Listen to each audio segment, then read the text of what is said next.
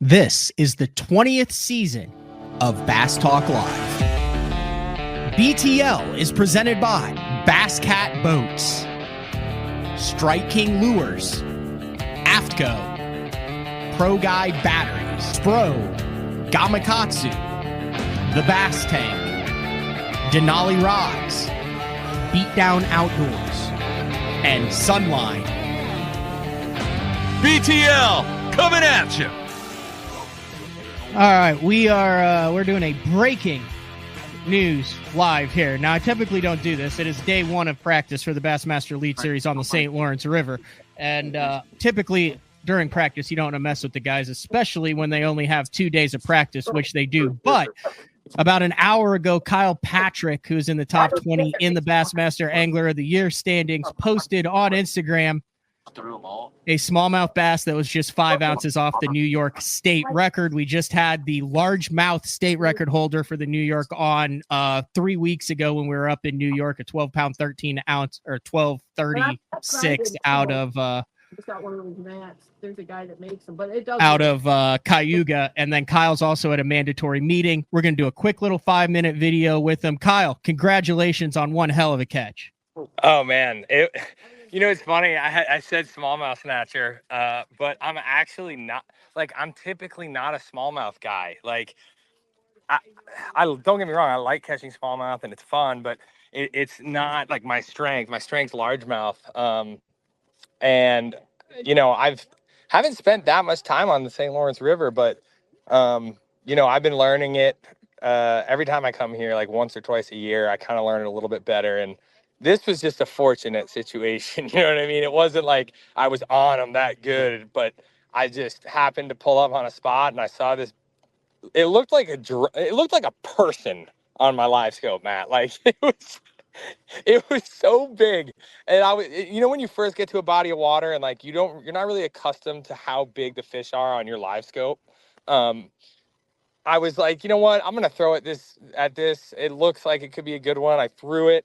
And it hit, and I pulled it to the surface, and it tried to jump, but it was so wide and long that it couldn't. It was like trying to it basically walloped like a largemouth. And I thought it was like a 6+, and I lipped it, and I kind of freaked out, to be honest with you, as you probably can imagine.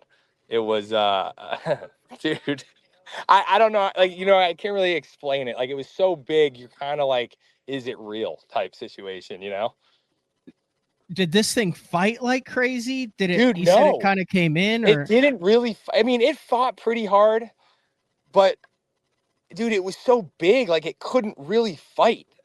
You know what I mean?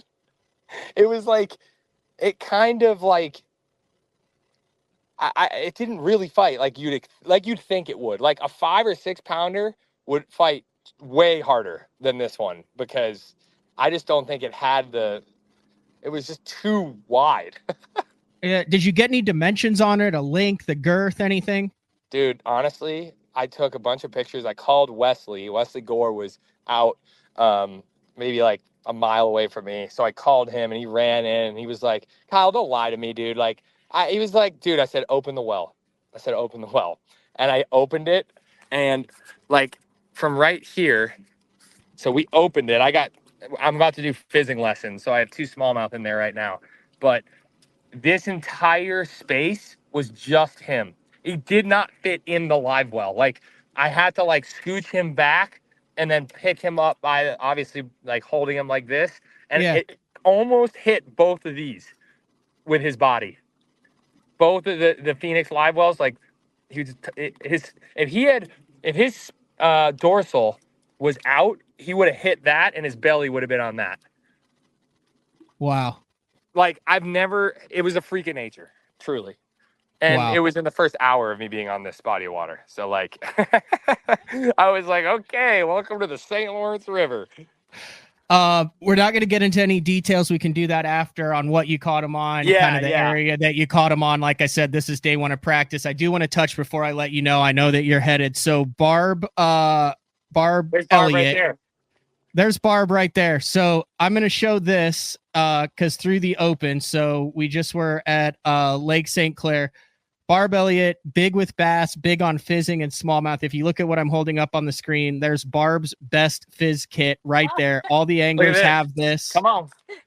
There it is right there. Barb, thank you for what you do for the smallmouth and for Bassmaster. I know that it really helps get a lot of these giant fish back into the water alive so they can be caught again. But just run through kind of what this mandatory meeting is and what they're having you guys do and why you have a couple of those smallmouth in the box.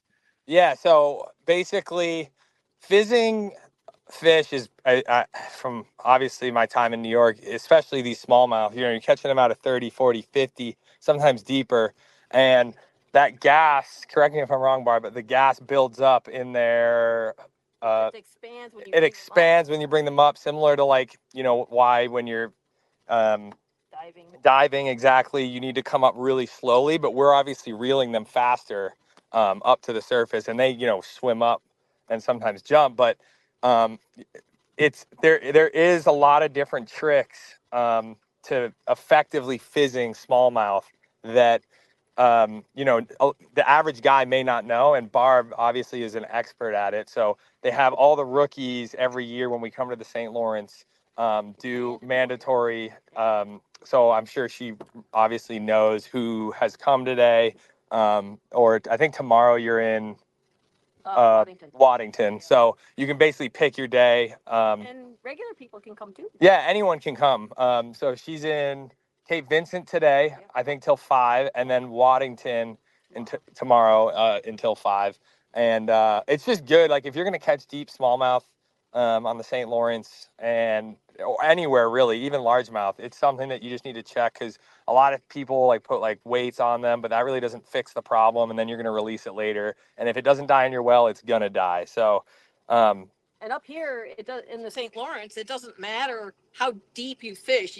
People say, "Oh, I only fish shallow," but these fish, they might be in 5 feet of water here, but there's 70 feet of water right there. Right. So they come up, and even fish in 2 foot of water I've caught, put in my live well, had them go belly up just instantly. That's how critical this is. I mean, you'll fizz 95 to 99% of every fish you catch up here. I mean, truly. Yep. I tell people that and they don't believe me. And then they come back and say, "Oh, you were right. You were right." Yeah.